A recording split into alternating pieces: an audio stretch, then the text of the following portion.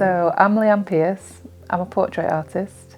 I make work which I refer to as portraits with purpose. I've been doing series of work which I sort of deem useful, hopefully, and purposeful. And I've been doing this for about, full time, about 3 or 4 years, but really I've been an artist all my life. Quite some time ago, I was motivated to approach St Oswalds because they're a really beautiful organisation and really embedded in the North East and do really important work. And I wanted to do a project which was making portraits with purpose with them. So I approached them and came up with this project, and so here we are. So when Leanne approached us to work together on the project, we were really pleased because we knew some of her work before, and she's delivered some really impactful projects that have some really great messaging. So we had a chat with Leanne and thought, how can we make this as meaningful as possible? How can we use it as an opportunity for our families, the families that we have supported in the past or are currently supporting? What can we give to them? How can we get some of the key messages about the hospice out there? So messages about who we are, what we do, who we do it for, how we do it. How do we break down some barriers, either real or perceived barriers? How do we help people to understand that we could be here to support them should they need us? And encouraging conversations about death and dying, because we're not very good at talking about that at all. We all want to pretend that it's not going to happen to us or to our loved ones. So we thought, how can we use it as a tool to tick all of those boxes? So the project has given 12 families the opportunity to work with Leanne to create a portrait of either their loved one or themselves. So we have, within the project, we have bereaved families, we have pre-bereaved families, or we have, so the subjects are either people that they've loved that have already died, or pictures of themselves with their loved one, or people that are living with life-limiting conditions. We gave the families the opportunity to come in to share stories with Leanne about their loved one. We gave them the opportunity to look through photographs, to write messages on canvases before the portraits were painted on top of. And that is a huge part of the bereavement service that we have here at the hospice. It's about giving people the time and the space to say what they need to say, to reminisce, to talk about that person, to talk about their worries, about what life looks like going forward. And a lot of people think that the bereavement service is for a certain sort of type of person, and it really isn't. We're here for everyone. You don't have to have an existing relationship with the hospice at all. We support families within the community. Anyone can self-refer. So we support not only families that have had a loved one die with us on our ward, but also those that are dealing with sudden death, accidental death and suicide. It's not just limited to those that have an existing relationship or know us already.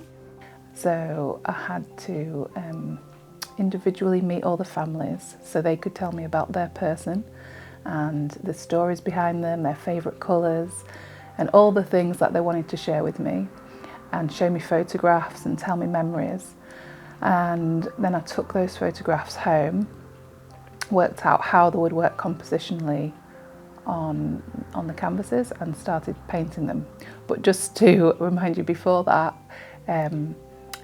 some of the family members also wanted to contribute to the canvases, and they painted the backgrounds and put secret messages in and words and really special things to them that helped them remind them of their person too.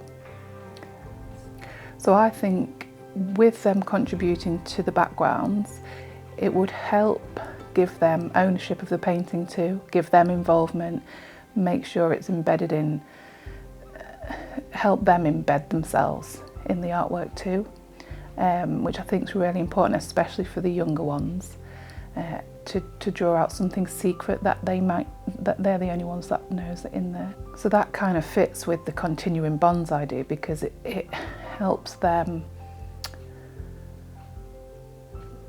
contribute and feel that they are really part of the process and the project. And it's not just me delivering something to them, they have been involved in it with me. So the bereavement team at St Oswald's Hospice is it's a fairly small team. we support all different kinds of people with all different kinds of circumstances to the death of their loved one. We have members of staff that look after adults, so that is one-to-one support for anyone over the age of 18.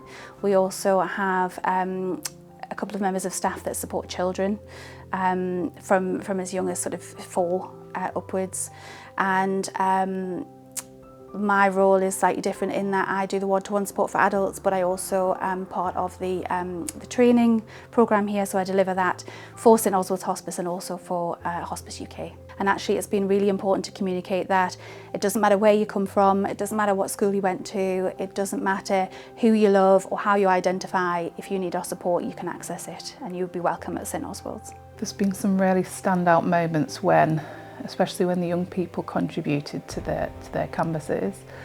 I actually think they were all really significant and all really special. I know that one of the little girls wanted to do a heart with a square around it, and she believed that the square represented the 4 people in her immediate family and the heart was in the middle, so that was really special. What we really wanted was for the families to have a really positive experience, so to feel part of that creative process, but to feel supported as well, because actually some of the families were bereaved a very long time ago, others very recently. And it's really important to understand that just because a death might have happened 40 years ago, it doesn't mean that it's not still hard to live with every day. So we wanted them to have a sense of ownership over the creative process, to work with Leanne, to have the opportunities to have those conversations about what was important to the person in the portrait, to talk about, you know, their grief and to share. And often when a death's been a long time ago, people have, you know, very few opportunities to talk about that person with anyone in their lives because everyone moves on. People think that you should be fine about it now, even though you never change how you feel about someone that you love having died. So to give families that opportunity to have those discussions, to talk about that important person in their life, but to do it in a really supported way. And we've also offered them those that aren't currently supporting, those that we're not currently supporting in bereavement, we've offered them the chance to come back should they need it, because we also understand that having these really emotional conversations, it does bring up a lot of grief and a lot of emotion. So we've said to them that we're going to be there for as long as they need us after the project as well. I hope that the families really feel part of something individually for them and their portrait, but also collectively together, so they can know that they're not alone and they're in amongst something bigger than them, which I think would be really a great outcome for the project. I think probably the most wonderful thing is, for me, exploring grief in a different way, and actually having that vehicle that people feel part of and feel included in and feel like they can control, because actually when someone you love dies, you have no control over anything and you feel you know, really helpless actually. So to feel like you can be part of creating something that honours your grief or your loved one or the struggles that you have day to day has been lovely to be part of, and to see families opening up and to be so willing to join in and willing to allow us to share their story has been, you know, a huge joy.